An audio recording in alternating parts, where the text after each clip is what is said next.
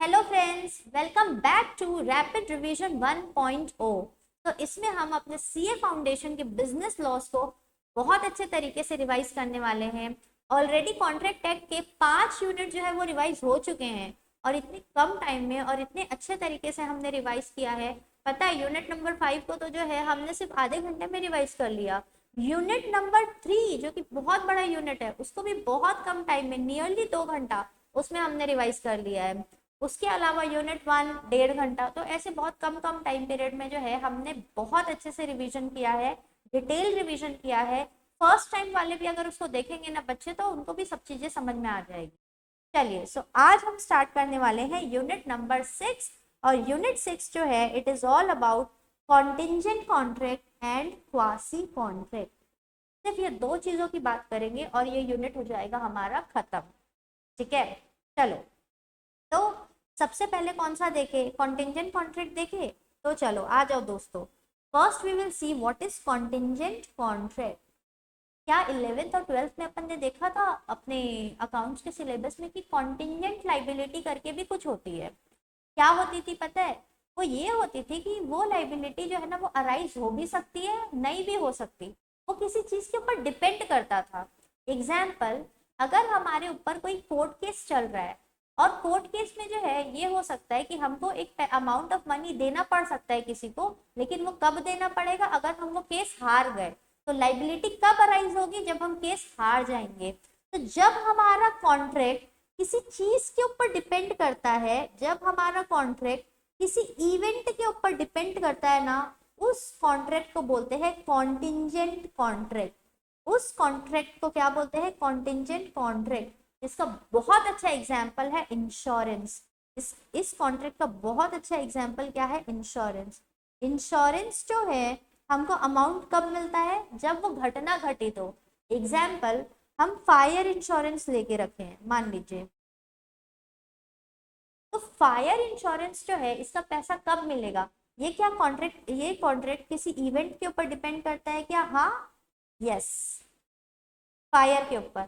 अगर फायर लगी तब जाके जो है इंश्योरेंस कंपनी हमको क्या देगी? पैसा देगी, हमको कंपनसेट करेगी। ठीक है, तो कॉन्टिजेंट कॉन्ट्रैक्ट क्या होता है? क्लियर हुआ? किसी इवेंट के होने या ना होने के ऊपर डिपेंड करता है।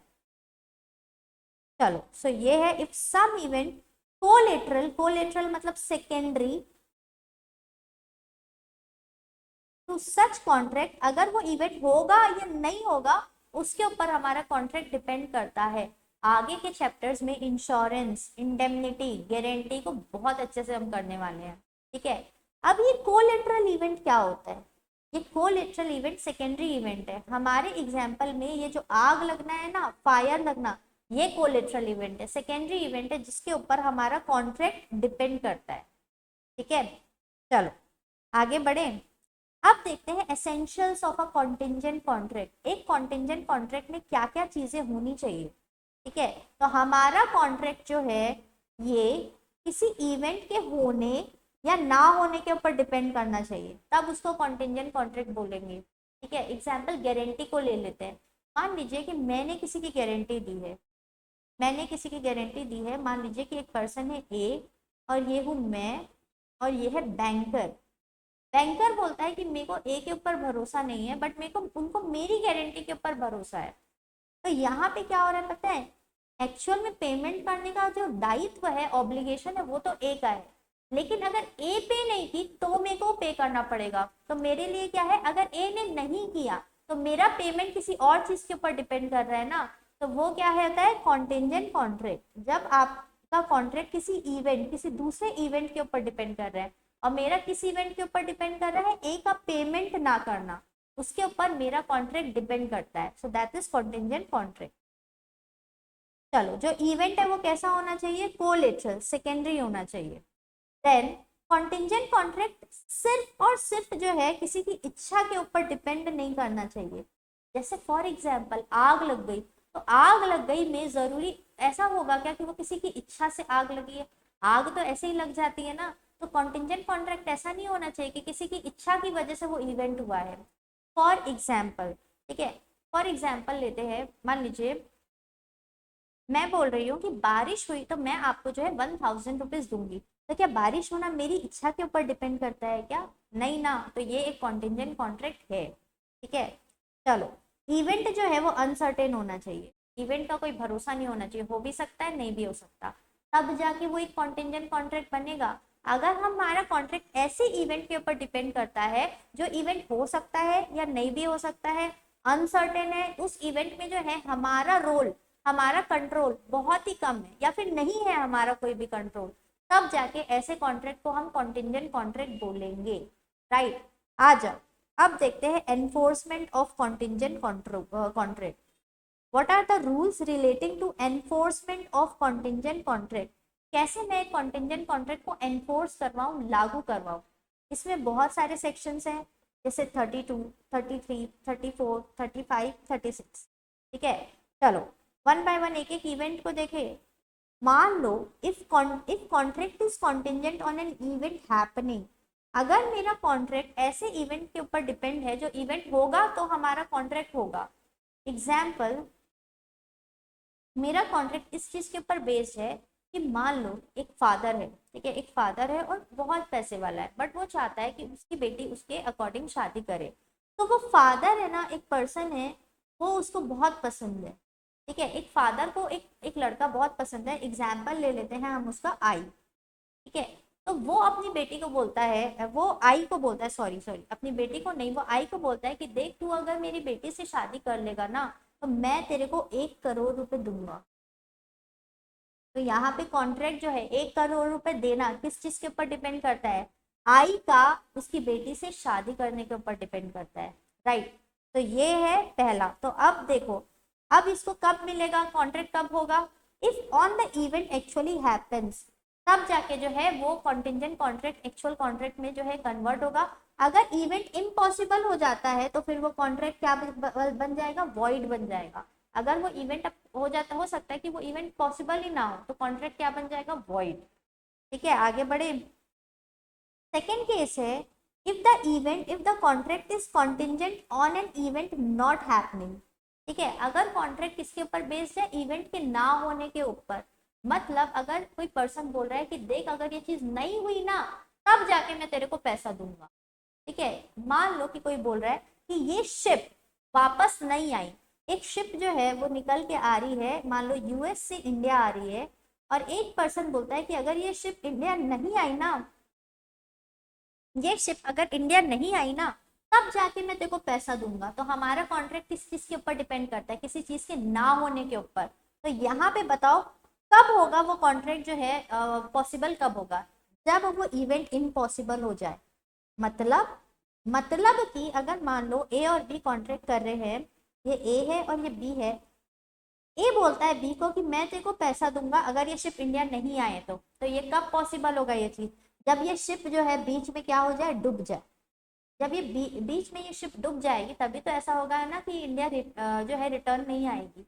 तो ये किस चीज के ऊपर है? When event becomes impossible. Now अब देखो थर्ड केस क्या बोलता है?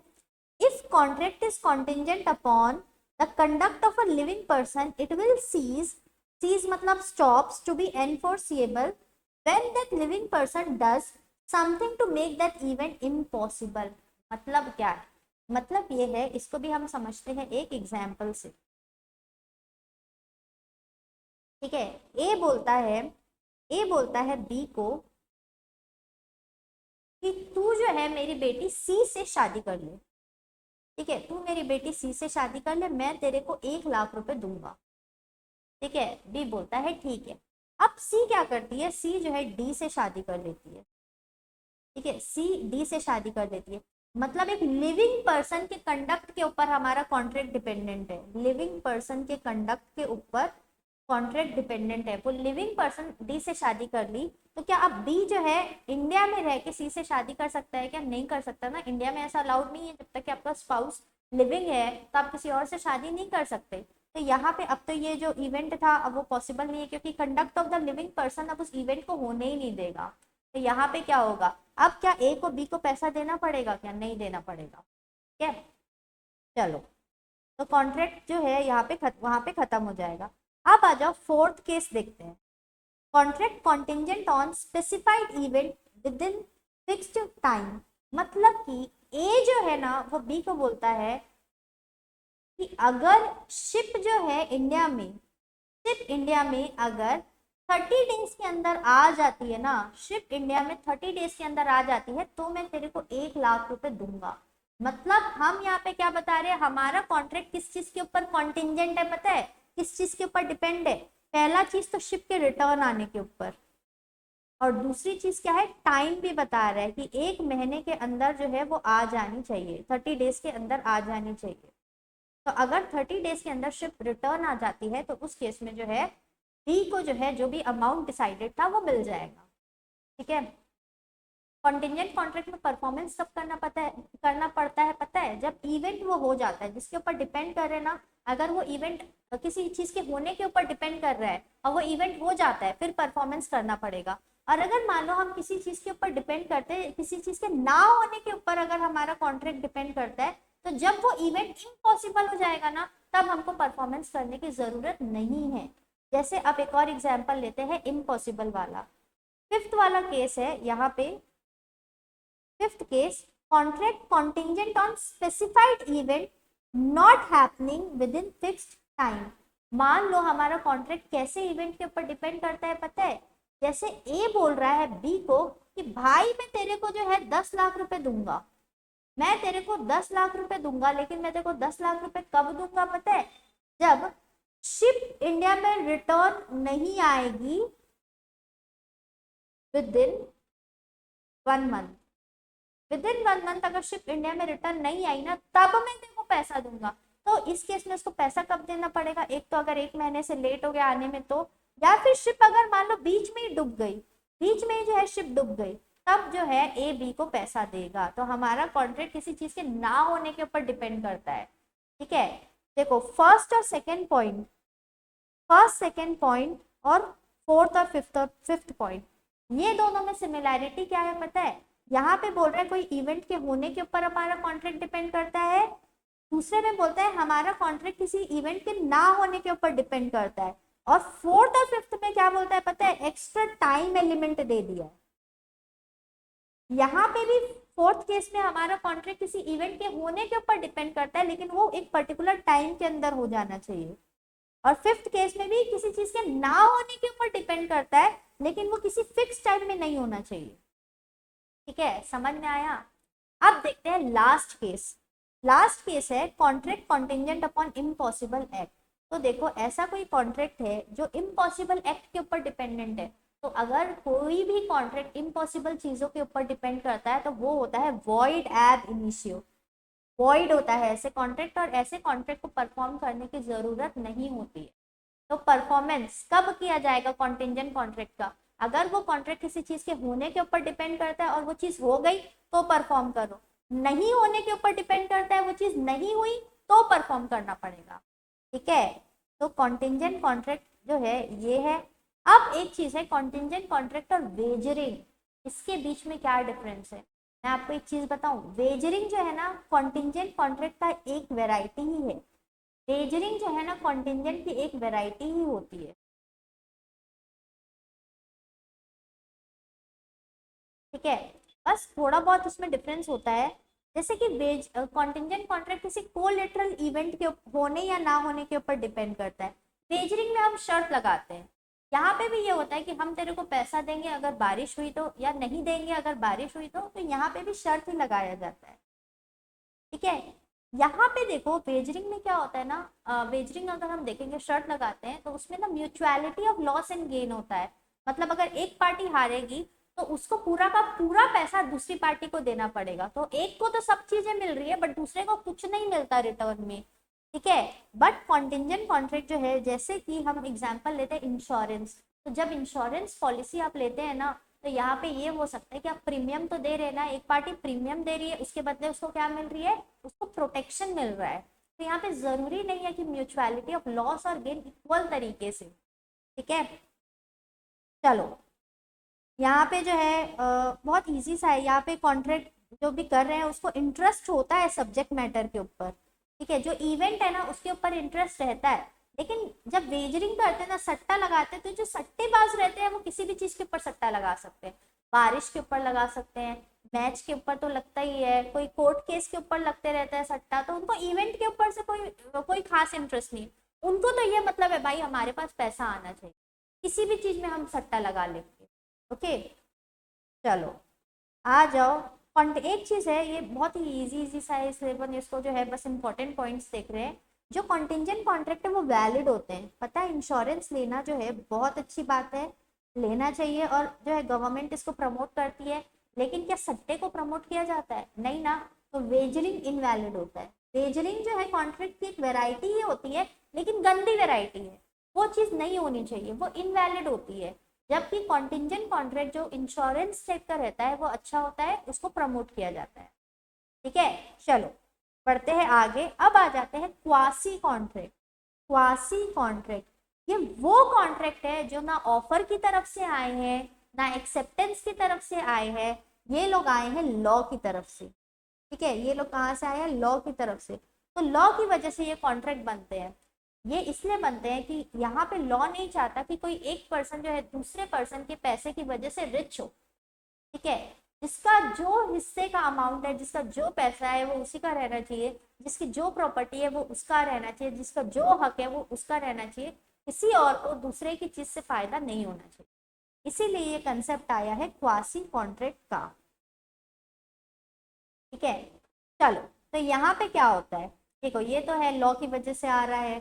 ठीक है, right against a particular person, यहाँ पे हमको एक पर्टिकुलर पर्सन के अगेंस्ट राइट मिलता है।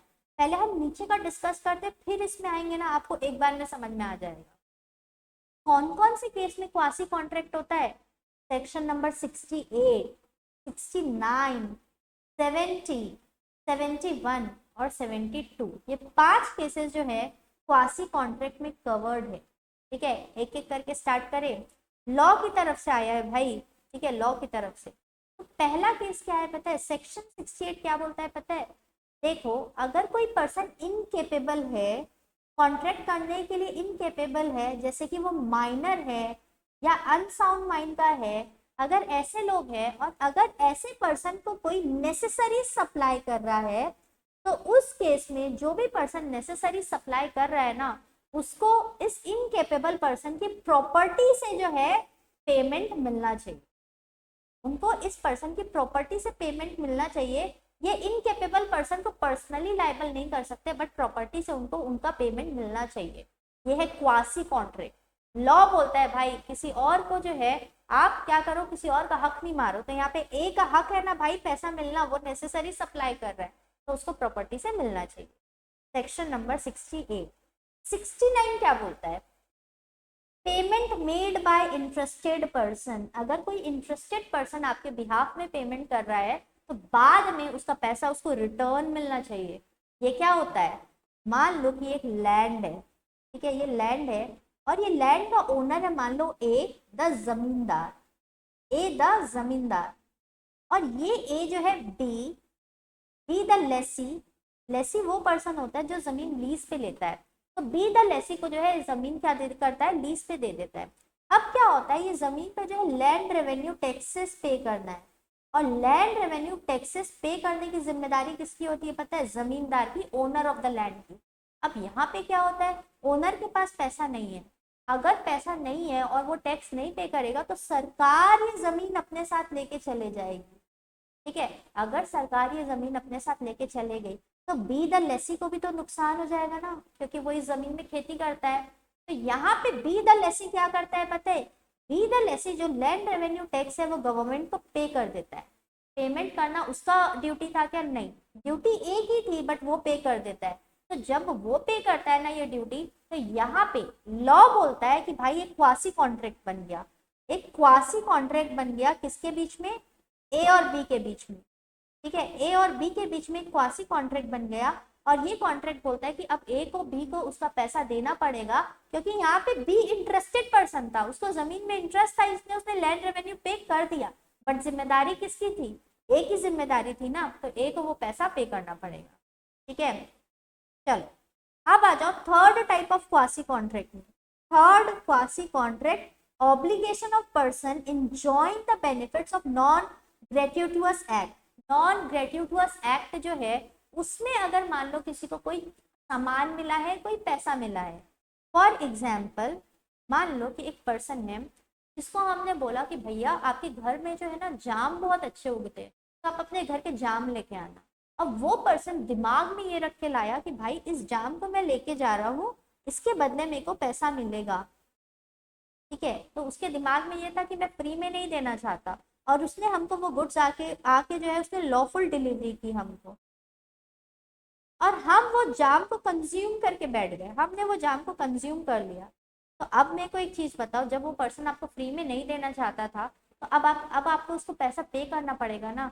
तो वो पर्सन जो आपको ग्रेट्यूटियस तरीके से कोई चीजें नहीं दे रहे, नॉन ग्रेट्यूटियस तरीके से दे रहा है, वो आपको फ्री में नहीं देना चाहता है, तो ये आपका ऑब्लिगेशन है। अगर आप उस चीज का बेनिफिट उठा चुके हो तो उसको क्या करो, पेमेंट करो। जैसे मान लो मैं आपके घर में अगर कोई सामान भूल के चले गई और आप मेरा मन नहीं था वो सामान आपको देने का, तो क्या वहां पे जो है मैं आपसे पेमेंट ले सकती हूँ कि नहीं उस सामान की? बिल्कुल ले सकती हूँ। कौन हमको ये राइट देता है? सेक्शन नंबर 70, ठीक है। अब आ जाओ सेक्शन 71। ये हमको बताता है फाइंडर ऑफ गुड्स की क्या रिस्पॉन्सिबिलिटी है। वो पर्सन जिसने किसी का गुड्स को ढूंढ के निकाला है, किसी का मान लो गुड्स गुम गया था और वो गुड्स जो है आपको मिल गया, तो आप फाइंडर ऑफ द गुड्स हुए, तो उसकी क्या रिस्पॉन्सिबिलिटी है? उसकी ये रिस्पॉन्सिबिलिटी कि वो गुड्स की अच्छी देख रेख करे, रीजनेबल केयर करे। दूसरी चीज क्या है, जैसे वो अपने गुड्स की करेगा वैसे ही आपके गुड्स की भी उसको क्या करना पड़ेगा, केयर करना पड़ेगा। दूसरी चीज है not to appropriate the goods, वो गुड्स को जो है ना ही वो बेचे, ना ही वो किसी को गिरवी रखा है, ना ही किसी को यूज करने दे, अपने पास अच्छे से रखे, और जैसे ही उसको ओरिजिनल ओनर मिल जाएगा वो गुड्स को क्या करे, वापस दे दे। लॉ ये जिम्मेदारी डाल रहा है किसके ऊपर? फाइंडर ऑफ गुड्स के ऊपर, कि भाई दूसरे के गुड्स को यूज नहीं करना, अच्छे से रखना, और जब ओनर मिल जाएगा तो रिटर्न कर देना। देन लास्ट सेक्शन नंबर 72, ये बोलता है कि मनी पेड अंडर मिस्टेक और बाय कोवर्जन। मान लो कि आपको कोई गूगल पे करके अमाउंट ट्रांसफर कर रहा था, लेकिन पेमेंट किसी और को हो गई। पेमेंट आपको करना चाहता था, पेमेंट वो किसी और को गई, तो जिसको भी वो पेमेंट हुई है ना, उसको वो पैसा वापस करना पड़ेगा। पता है ये बात? क्यों? क्योंकि सेक्शन 72 ये बोलता है कि अगर भूल से किसी को पैसा मिल गया ना, तो वो रिटर्न करना पड़ेगा पैसा वापस। तो ये कॉन्ट्रैक्ट किसकी वजह से हो रहे हैं पता है? लॉ की वजह से। क्या ऑफर एक्सेप्टेंस दिखा क्या यहाँ पे? कुछ नहीं दिखा ना। लॉ बोलता है कि अगर क्या हो रहा है, आपको कोई नेसेसरी सप्लाई कर रहा है इनकेपेबल पर्सन को, तो भाई उसका अपनी अपनी प्रॉपर्टी से उस चीज का पेमेंट करो, ठीक है। अगर कोई इंटरेस्टेड पर्सन आपके बिहाफ में पेमेंट कर रहा है, तो बाद में आप उसको पे करो पैसा। उसके बाद बोलता है अगर कोई आपको जो है ग्रेट्यूटियस एक्ट नहीं है, नॉन ग्रेट्यूटियस तरीके से कोई आपको कोई गुड्स दे रहा है, डिलीवर कर रहा है, आपने उसका मजा ले लिया है उस गुड्स का, तो उसको पेमेंट करो फिर उस चीज का। देन अगर आपको कोई किसी और का गुड्स मिलता है, आप फाइंडर ऑफ द गुड्स हो, तो उस गुड्स को अच्छे से रखो, और जब ओरिजिनल ओनर मिल जाएगा उसको दे दो।